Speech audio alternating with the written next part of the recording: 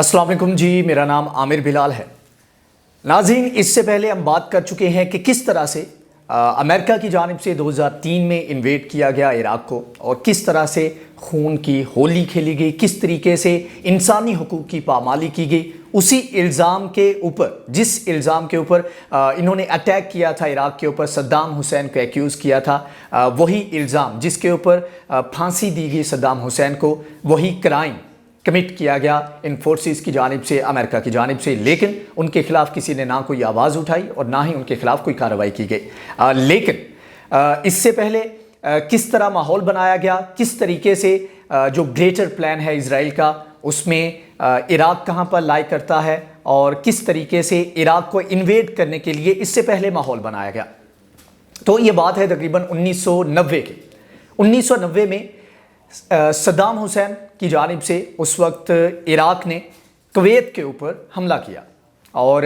इसके ऊपर उनकी एक्यूजेशन जो थी, जो इल्ज़ामात थे, वो ये थे कि जो रिसोर्सेज हैं ऑयल के, क्योंकि ये दोनों ममालिक ऑयल रिच कंट्री हैं, तकरीबन 8% पूरी दुनिया का जो ऑयल रिज़र्व है 8% उसका कुवैत ओन करता है और तकरीबन 9% या इससे ज़्यादा इराक़ उसको ओन करता है। तो कुवैत के जोग्राफिकली अगर बात करें तो सऊदी अरब के साथ इराक़, उसके बाद ईरान, और सऊदी अरब और इराक़ के जो बीच में एक छोटा सा एक किनारा बनता है या उसको एक कॉर्नर कह लें, वो बनता है। अगर मैप पे देखें तो उसमें बिल्कुल छोटा सा वहाँ पर कुवैत है। लेकिन ये छोटा सा मुल्क, इसके पास तकरीबन 8 से 9% पूरी दुनिया के ऑयल रिज़र्व इनके पास हैं। तो इस चीज़ के ऊपर जो इल्ज़ाम आयद किया गया सद्दाम हुसैन की जानिब से, वो ये था कि जो ये ऑयल की जो एक मुआहदा किया गया है इन ममालिक के दरमियान, उस मुआहदे की खिलाफ वर्जी की। जो ममालिक एक्सपोर्ट करते हैं या प्रोड्यूस करते हैं ऑयल को, तो उनके दरमियान एक तंजीम है, उनके दरमियान कुछ मुआहदे किए गए हैं कि आप इतनी लिमिट तक, इस हद तक आप अपना ऑयल जो है वो निकाल सकते हो, कितना नीचे जा सकते हो, किस उसकी लिमिट्स क्या है, ज़मीन के नीचे कितनी लिमिट्स है, तो उसके सारे कवानीन जो हैं वो तय किए गए हैं। तो इसके ऊपर इराक़ की जानिब से इल्ज़ाम आयद किया गया कि जो एक हदूद बनती हैं, जो एक हद मुकर्रर की गई है, उससे बढ़कर इवन के हमारी ज़मीन के नीचे जो रिज़र्व्स हैं वो भी लेकर जा रहा है कुवैत। तो दूसरा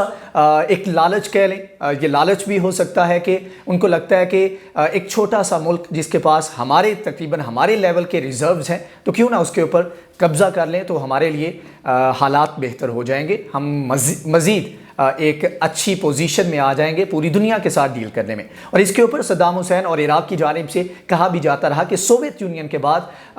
ये एक कह लें कि एक गलत डिवीज़न की वजह से कुवैत क्रिएट हो गया, लेकिन इनफैक्ट ये इराक़ का हिस्सा है। और जब इन्वेड किया गया इराक़ की जानिब से, कुवैत के ऊपर हमला किया गया, तो उस वक्त जब कुछ दिन का एक कब्ज़ा था जो हमले के बाद किया गया इराक़ की जानिब से, तो उसमें सद्दाम हुसैन कुवैत को अपना एक सूबा मानते थे। वो समझते थे कि अब ये हमारा एक सूबा बन चुका है और ये हमारा ही हिस्सा था। लेकिन मामलात उस वक्त शुरू होते हैं 2 फरवरी 1990 को इराक़ की जानिब से हमला किया जाता है और तकरीबन कुछ घंटों के बाद, एक छोटा सा मुल्क था और उनकी जो ज़्यादातर फोर्सेस हैं वो कुछ ज़्यादा मुकाबला ना कर सकें और कुछ घंटों के बाद जो कुवैत है उसके ऊपर कब्ज़ा कर लिया गया इराक़ की जानिब से। ज़्यादातर फ़ौजी जो थे कुवैत के, वो या तो गिरफ़्तार हो गए या इस हमले में मारे गए या फिर वो सऊदी अरब की जानिब से सऊदी अरब की तरफ वो निकल गए। तो इसके ऊपर कब्ज़ा करना इतना ज़्यादा मुश्किल नहीं था। अब जब ये कब्ज़ा किया जाता है तो तकरीबन 6 फरवरी को 4 दिन के बाद जब ये कब्ज़ा किया जाता है, तो उसके ऊपर UN की सिक्योरिटी काउंसिल की जानिब से एक रेजोल्यूशन पास की जाती है मुत्तफ़िका तौर पर। उसमें कहा जाता है कि ये गैर कानूनी है और इसमें सद्दाम हुसैन को, इराक़ को, अपनी फ़ौजों को निकाल लेना चाहिए। लेकिन इसके फौरी बाद जब ये करारदाद आती है तो इसके ऊपर इनकार किया जाता है और अपनी फ़ौजों को निकालने के लिए जो डेडलाइन दी जाती है, जो कहा जाता है, उसके ऊपर इनकार करते हैं सद्दाम हुसैन। तो इसके बाद यूनाइटेड नेशंस की तकरीबन 32 ममालिक उसमें उस वक्त शामिल थे जिन्होंने इस ऑपरेशन में हिस्सा लिया। सऊदी अरब इनके साथ था और इन्होंने पर्शियन गल्फ जो है, पर्शियन सी है, उसमें से उधर से ये फोर्सेस आई और सऊदी अरब की जो डिफेंस मिलिट्री है जो कि अमेरिका की ज़िम्मे था उस वक्त, तो उन्होंने उधर से भी हमला किया और उधर से भी हमला किया और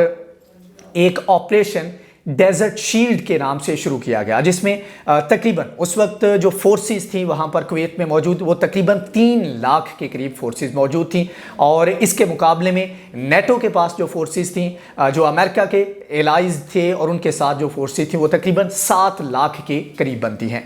तो 6 को ये करारदाद मंजूर की जाती है, 9 को ये ऑपरेशन शुरू किया जाता है और ये हमला कर दिया जाता है। और इसका रिज़ल्ट भी बड़ी जल्दी निकलता है और इसमें ड्यू टू पोर मैनेजमेंट और सप्लाई लाइन बेहतर ना होने की वजह से काफ़ी ज़्यादा मुश्किलात का सामना करना पड़ा और हार्डली कोई नोटेबल कोई डैमेज कर सकी इराकी फोर्स जो नेटो फोर्सेस हैं उनके खिलाफ।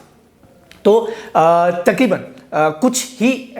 दिनों में वो तमाम तर जो इलाके थे उनको वापस ले लिया गया। और इसमें जब शिकस्त के करीब थे और जब ये ऑपरेशन शुरू किया, उसमें इससे पहले आपको बताते चलें कि डेडलाइन दी गई थी इन फोर्सेस की जानिब से इराक को, और इराक की जानिब से जब इनकार किया गया और वो तकरीबन वो नवंबर का वो वक्त था, नवंबर का महीना था, तकरीबन ये फरवरी में शुरू होती है। नवंबर के महीने में जब कहा गया कि आप यहाँ से निकाल लो, तो वो डेडलाइन जब ख़त्म होने के करीब थी और तब इनकार किया गया सद्दाम हुसैन की जानिब से, तो एकदम से ये हमला कर दिया जाता है। इसमें 32 के करीब फोर्सेस थी और कुछ ज़्यादा मौका नहीं मिला। और इसको जो एनालिस्ट हैं, तज्ज़ियाकार हैं, तारीख़ पर नज़र रखने वाले हैं, वो कहते हैं कि ये तारीख़ की एक तरफा तरीन जो जंगें हुई हैं उनमें से एक थी, जिसमें कुछ ज़्यादा डैमेज कर ही नहीं सका इराक इन फोर्सेस के ख़िलाफ़। अब जब ये हमला किया जाता है तो उसके बाद फिर वहाँ पर जो फोर्सेस हैं तकरीबन 10,000 के करीब फ़ौजी मारे गए इराक के और कैप्चर भी किए गए। और इसके अलावा बड़े लेवल पर वहाँ पर तबाही भी हुई। और इवन के जब रिट्रीट कर रहे थे, जब वहाँ से निकल रहे थे इराक के जो सोल्जर हैं, इराकी फोर्सेस, तो उनकी जानिब से वहाँ की जो ऑयल फील्ड्स हैं उनको आग लगा दी गई। वहाँ का जो इंफ्रास्ट्रक्चर था उसको जितना वो तबाह कर सकते थे वो तबाह किया गया और बड़े लेवल पर वहाँ पर कुवैत में ये तबाही देखने को मिली। लेकिन जैसे ही लगा कि हम लूज़ कर रहे हैं इराक को, तो सद्दाम हुसैन की जानिब से लास्ट रिजॉर्ट के तौर पर एक पत्ता खेला गया, जिसमें उनकी जानिब से इंगेज करने की कोशिश की गई इजराइल को और साथ में सऊदी अरब को, क्योंकि सऊदी अरब की ज़मीन इस्तेमाल की जा रही थी और इराक को लगता था, सद्दाम हुसैन को लगता था कि अगर सऊदी अरब की जो सपोर्ट है इन फोर्सेस के लिए वो ख़त्म कर दी जाए और सिर्फ पर्शियन गल्फ जो है और पर्शियन सी जो है वो इलाका, क्योंकि ज़्यादातर बहरी बेड़े जो थे इन फोर्सेस के वहाँ पर मौजूद थे, तो अगर ये सिर्फ उधर से हम इनको टैकल करें और हमारे जो एक पूरा एक बॉर्डर है जो सऊदी अरब के साथ लगता है वो वल्नरेबल है, तो उसको अगर बचाया जा सके तो हमारे लिए आसान होगा कि हम मुकाबला कर सकें इन फोर्सेस का। तो उनकी जानिब से ये किया गया कि मिसाइल अटैक किए गए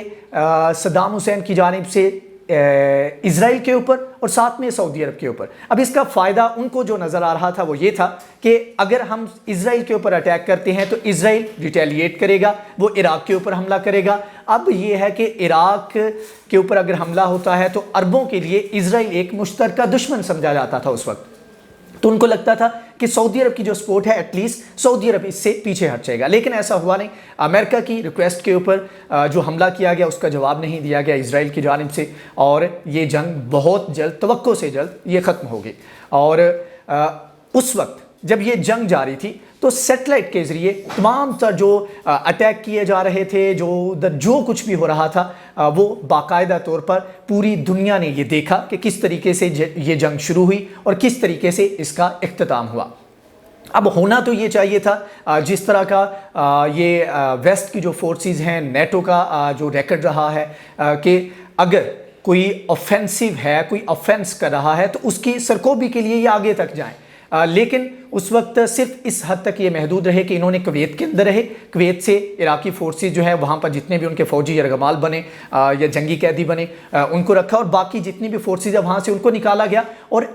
सद्दाम हुसैन उसका पीछा नहीं किया गया, उसके पीछे तक नहीं गए, क्योंकि उस वक्त लगता था इन फोर्सेस को कि अगर हम पीछे जाएंगे तो ये ऐसे समझा जाएगा जैसे एक बहाना बनाया गया कुवैत को, और असल मकसद जो था वो इराक के ऊपर हमला करना था। लेकिन आने वाले वक्त ने साबित किया कि ये एक ग्राउंड सेट किया गया, और किस तरीके से इसी जंग को बहाना बनाकर बाद में इराक के ऊपर हमला किया गया। उस वक्त जब ये जंग ख़त्म होती है तो उस वक्त ही अमेरिका की जानिब से ऐलान किया जाता है कि जी जो करारदादें हैं और इसके ऊपर पीस ट्रीटी भी साइन की गई, और इराक की जानिब से अप्रैल में तकरीबन 3 या 6 अप्रैल को ये ट्रीटी साइन की जाती है, और उसमें एग्री किया जाता है कि वो अपने जो मैस डिस्ट्रक्शन के जो वेपन्स हैं उनको अक़वाम मुत्तहिदा के जो मुबस्सर होंगे उनके सामने उनको तलब करेगा, और इसके ऊपर मज़ीद कोई काम नहीं करेगा, डेवलपमेंट के लिए कोई काम नहीं करेगा। वो एग्रीमेंट तो कर लिया गया, लेकिन बाद में उसके बाद से इल्ज़ाम आयद किया जाता रहा अमेरिका की जानिब से वक्तन फ़वक्तन के खिलाफ वर्जियाँ कर रहा है सद्दाम हुसैन, और इराक जो मुआहदा किया गया है यूएन की करारदाद के मुताबिक। तो उस वक्त से ही एक बयानिया बनाया जाता रहा कि मैस डिस्ट्रक्शन का एक वेपन क्रिएट किया जा रहा है इराक की जानिब से, और आने वाले वक्त में जब ये मामला तकरीबन 20 साल के बाद 2003 में जाकर हमला किया गया, सॉरी ये तकरीबन 13 साल का अरसा बनता है 1990 से लेकर अगर आगे चले तो 2003 में इसी बहाने के ऊपर हमला कर दिया जाता है इराक के ऊपर। तो ये एक स्टोरी थी, ये एक अमेरिका के हमले से पहले ये वो जंग थी जिसमें एक ग्राउंड सेट किया गया, जिसमें एक माहौल बनाया गया कि आने वाले वक्त में किस तरीके से इराक के ऊपर हमला किया जाएगा। और इससे पहले हम बात कर चुके हैं कि किस तरीके से इराक के ऊपर, इराक की डिवीज़न के ऊपर जो काम था, इराक की डिवीज़न के ऊपर जो काम किया जा रहा था। और इसमें आपको बताते चलें कि एक रीज़न जिसकी वजह से इराक के ऊपर हमला नहीं किया गया, उस वक्त की जो गवर्नमेंट थी सद्दाम हुसैन की, तो अमेरिका चाहता था कि जो शिया सेक्ट से बिलोंग करने वाले जो लोग हैं उनकी जानिब से एक जो थ्रेट था उसको वो ये मामलात उस, और कुर्द जो थे ये मामलात उस वक्त पक रहे थे, इतना एक्सट्रीम लेवल के नहीं थे। तो अमेरिका चाहता था कि इसको थोड़ा सा पकने दिया जाए, ये मामलात थोड़े से गहरे हों, ताकि जब वो वक्त आएगा उस वक्त जाकर हम इनको हवा देंगे। और उसके बाद 2003 में हमने देखा कि किस तरीके से जब पूरी जंग चलती है तो उसमें जो मसलक की बुनियाद के ऊपर ये ग्रोह आपस में लड़ते रहे, और ये उसी प्लान का हिस्सा था जिसमें इजराइल का जो ग्रेटर प्लान है उसमें इराक को 3 हिस्सों में डिवाइड करना था। एक रियासत होनी थी सुन्नियों की, एक शियों की, और एक जो कुर्द एथनिसिटी जो इराकी कुर्द हैं उनमें शिया भी हैं सुन्नी भी हैं, उनका भी एक स्टेट उनकी होनी होगी। और इसके ऊपर जो ब्रॉडर प्लान है, बड़ी पिक्चर है, उसमें जो इजराइल का प्लान है, जो पहले वो 2 से 3 जंगें जीत चुका है, उसके बाद उसने इतना कमज़ोर कर दिया है अपने हमसायों को कि आने वाले वक्त में ये मुल्क मज़ीद डिवाइड होंगे, और आखिर में बारी आएगी सऊदी अरब की, जो कि इस वक्त खित्ते में सबसे बड़ा, जॉर्डन के बाद सबसे बड़ा मुल्क समझा जाता है। लेकिन जॉर्डन के जो हालात हैं वो इस काबिल नहीं है कि किसी तरीके से भी मुकाबला कर सके या थ्रेट क्रिएट कर सके इजराइल या दीगर ममालिक के लिए। तो सऊदी अरब अगरचे आज साथ है इजराइल के, आज साथ है अमेरिका के, लेकिन आने वाले वक्त में जवाल भी देखेंगे, और बल्कि जवाल जो इकनॉमिकली अगर देखा जाए तो वो शुरू हो चुका है सऊदी अरब का, और आने वाले वक्त में मज़ीद मुश्किलात का शिकार सऊदी अरब होगा। और एक वक्त ऐसा आएगा जब इसके ऊपर भी स्ट्राइक किया जाएगा, और इसको भी कोशिश की जाएगी कि इसको भी डिवाइड किया जाए और छोटे हिस्सों में तकसीम किया जाए। इंशाल्लाह इराक के अंदर क्या हुआ, किस तरीके से खून बहाया गया, और इराक की मौजूदा सूरत हाल क्या है, और कितने बड़े बड़े ग्रुप इस वक्त वहाँ पर आपस में लड़ रहे हैं, किस तरीके से जमहूरियत के नाम पर वहाँ के सिस्टम को तबाह किया गया, एक मुल्क को तबाह किया गया, इंफ्रास्ट्रक्चर को तबाह किया गया, और किस तरह से सऊदी अरब की जानिब से आजकल रिवाइवल के तौर पर दोबारा से तिजारत और दीगर मामलात को बेहतर बनाने की एक नाम नहाद कोशिश की जा रही है। तो इंशाल्लाह आने वाले वक्त में इसके ऊपर मज़ीद डिटेल में बात करेंगे, नेक्स्ट एपिसोड में हाजिर होंगे। तब तक के लिए अल्लाह हाफिज़।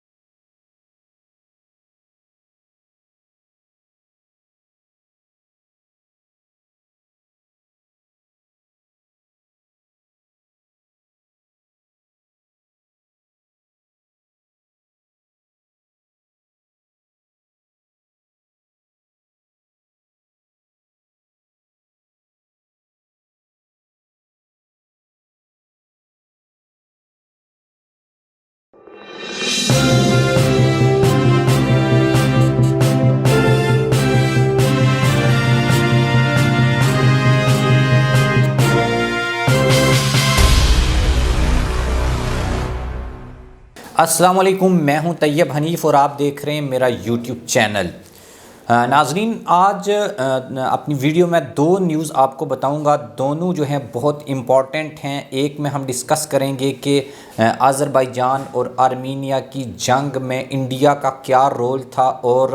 ये कैसे आर्मीनिया की शिकस्त की वजह बनी, और अब आर्मीनिया ने इंडिया से कौन सा बड़ा मुतालबा कर दिया है जिसने पूरी दुनिया में जो है इंडिया का सर शर्म से झुका दिया है। और दूसरी बात करेंगे जो उससे भी इम्पॉर्टेंट न्यूज़ है कि चाइना के प्रेसिडेंट शी जिनपिंग ने पीपल लिबरेशन आर्मी को एक बहुत बड़ा ऑर्डर दे दिया है और उनको एक मीटिंग हुई है, सेंट्रल मिलिट्री कमीशन की मीटिंग। वहाँ पे उन्होंने किन खदशात का इजहार किया है और चाइना जो है वो किस तरह इंडिया के ऊपर एक दफ़ा फिर चढ़ाई करने जा रहा है। तो वीडियो में मज़ीद आगे बढ़ने से पहले तमाम नए आने वाले दोस्तों से गुजारिश करते हैं कि वो हमारा यूट्यूब चैनल सब्सक्राइब कर लें। तो नाजरीन, सबसे पहले बात करते हैं कि अज़रबैजान और आर्मीनिया की जंग की। उसमें आर्मीनिया को बुरी तरीके से शिकस्त का सामना करना पड़ा और उस वक्त भी मैंने आपको अपनी वीडियो में बताया था कि आर्मीनिया और इंडिया के दरमियान एक असले की डील हुई थी। $40 मिलियन की ये डील थी। इस आर्मीनिया दो कंट्री से असला ले रहा था, एक रूस से और दूसरा जो है वो इंडिया से असला ले रहा था। तो अब वहाँ पे जो शिकस्त की वजह है वो इंडिया को करार दिया जा रहा है और उसकी क्या वजह है वो मैं आपको बताता हूँ। जनाब, $40 मिलियन की एक डिफेंस डील होती है इंडिया और आर्मीनिया के बीच, जिसमें ये तय पाता है कि DRDO ये जो है एक डिफेंस सिस्टम है इंडिया का, ये इस डील में शामिल था। उसके साथ सवाती वेपन लोकेशन रेडार ये था WLR, और उसके साथ साथ इंडिया ने इस डील में आर्मीनिया से ये वादा किया था, या ये जो एग्रीमेंट था उसमें ये बात शामिल थी कि ये जो रेडार सिस्टम है, ये 4 रेडार सिस्टम बनते हैं। ये क्या करेंगे कि 50 किलोमीटर रेंज के बीच जितने भी दुश्मन मुल्क के मार्टर्स, उसके बाद शेल्स एंड रॉकेट्स जो होंगे और इवन टैंक्स, उनकी एक्यूरेट लोकेशन देंगे और देन आर्मीनिया उनको टारगेट कर सकेगा। लेकिन आपको जैसे मालूम है कि बैरक्टर जो टर्की का ड्रोन्स था उसने बुरी तरीके से इस जंग का नक्शा बदल के रख दिया और ये तमाम जितने भी वेपन्स थे ये सब ज़ीरो हो गए। ये रडार्स जो थे इन्होंने बिल्कुल काम करना नहीं किया उसके सामने, और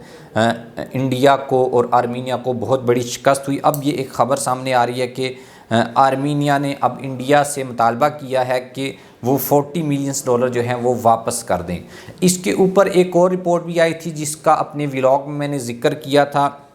वो ये था कि अगर इंडिया और पाकिस्तान की जंग होती है तो जो बैरक्टर नामी ड्रोन है टर्की का, वो उसमें कैसे इम्पोर्टेंट रोल प्ले कर सकता है, जैसा कि उसने नागोर्नो कराबा में किया। और आपको पता है इस वीडियो में कि ये जितने भी इंडिया के रडार सिस्टम हैं ये बैरक्टर के सामने बिल्कुल फेल हो गए हैं, और इस वजह से इंडिया जो है वो काफ़ी परेशान है। और इसके ऊपर बहुत ज़्यादा इंडियन मीडिया की जानिब से रिपोर्टिंग की गई कि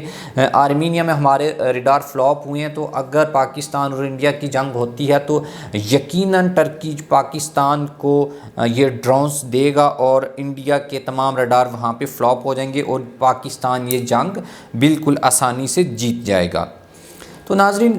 दूसरी ख़बर जो है वो इससे भी इम्पॉर्टेंट है। वो ये है कि जो शी जिनपिंग हैं उन्होंने बहुत एडवांस स्टेप लिया है अगेंस्ट इंडिया के। लद्दाख में पहले भी हालात खमालिया का जो ये जितना रीजन है उसमें तिब्बत है, कारगिल है और दूसरे जो इलाके आते हैं वहाँ पे हालात कशीदा हैं LAC के ऊपर, लाइन ऑफ एक्चुअल कंट्रोल के ऊपर। अब जो है वो इंडिया की तरफ से एक और अहम कदम उठाया गया है, उसमें 43 मोर्स जो मोबाइल ऐप्स हैं उनके ऊपर पाबंदी लगा दी गई है। और इस साल जो है इंडिया की जानब से चीन की 267 जो मोबाइल ऐप्स हैं उनके ऊपर पाबंदी लगाई गई है। अब उसका जो रिएक्शन है वो इंडिया की तवक्को से बहुत ज़्यादा है। अब शी जिनपिंग ने सेंट्रल मिलिट्री कमीशन की एक मीटिंग में इंडिया से रिलेटेड और यूएस से रिलेटेड जितने भी खदशात हैं उनका इजहार किया है और पीएलए को ये ऑर्डर दिया है कि वो जंग के लिए तैयार हो जाएं। और इसके अलावा जो लद्दाख का रीजन है ये पूरा हिमालय का, इसके ऊपर चाइना जो है ये पूरी तैयारी कर चुका है जंग की। और मुमकिन है कि इस दिसंबर में आलमी जो माहिरीन हैं वो उनको इस बात का खदशा है कि इंडिया और चाइना के दरमियान लद्दाख में सर्दियों में जंग हो सकती है, क्योंकि जो विंटर है ये चीन के लिए बहुत मौजूद है। लेकिन अगर हम बात करें इंडिया की, तो इंडिया के लिए तो वहाँ पे अपने जो फ़ौजी हैं लाखों की तादाद में, उनके लिए इवन कि सर्दी से बचने के लिए जो उनका लिबास है, जो ड्रेस है, वो भी पूरा नहीं हो रहा। और जबकि चीन जो है वो एक पूरी तैयारी के साथ वहाँ पे अपने जदीद जो वेपन्स हैं वो और अपनी जो टेक्नोलॉजी से लेस रडार सिस्टम है वो वहाँ पे तैनात कर रहा है कि इन केस ऑफ वार। ये तो सवाल ही पैदा नहीं होता कि इंडिया जो है वहाँ पे कोई एग्रेशन करे। चीन की जानिब से ये एग्रेशन जो है वो की जा सकती है। इंडिया जो है वो छोटे छोटे पंगे ले रहा है, जैसे ये ऐप्स बंद कर दी और पहले भी इन्होंने ऐप्स बंद की थी। तो इसके बाद चीन जो है वो पूरी तरह से तैयार है। इंडिया जंग के लिए तो तैयार नहीं, लेकिन छोटी छोटी साजिशें वो करता रहता है। जैसे क्वाड में उसने शमूलियत अख्तियार की और उसके साथ जो है दूसरे यूएस के साथ, ऑस्ट्रेलिया के साथ, जापान के साथ मिलके चीन के ख़िलाफ़ या तो इत्तेहाद या कोई ब्लॉक बनाने की कोशिश करता है। उसमें वो कामयाब तो नहीं है अभी तक, लेकिन चीन ये बात नोट कर रहा है। चीन की जानिब से एक शी जिनपिंग ने एक बयान आया था पहले भी कि हम दोस्तों के दोस्त हैं और दुश्मनों के दुश्मन हैं। इंडिया जो है वो दूसरे ममालिक के साथ इस तरह के इत्तेहाद और खुफिया मंसूबे बनाने छोड़ दे, नहीं तो इसकी भारी कीमत इंडिया को अदा करनी पड़ेगी। नाज़रीन, बाज़ माहिरीन इसको इस एंगल से भी देख रहे हैं कि क्योंकि पिछले दिनों में इंडिया ने पाकिस्तान में एलओसी के ऊपर बहुत बड़ी एग्रेशन की और ऑलमोस्ट एलओसी के तमाम सेक्टर्स के ऊपर फायरिंग की और इसकी शिद्दत बहुत ज़्यादा थी। 99 के बाद ये बहुत बड़ा हमला एक तरीके से तसव्वुर किया जा रहा था आज़ाद कश्मीर के ऊपर। तो इस वजह से इंडिया ने तो अपनी जो पब्लिक है उसकी तवज्जो हटाने के लिए जो शिकस्त हुई उनको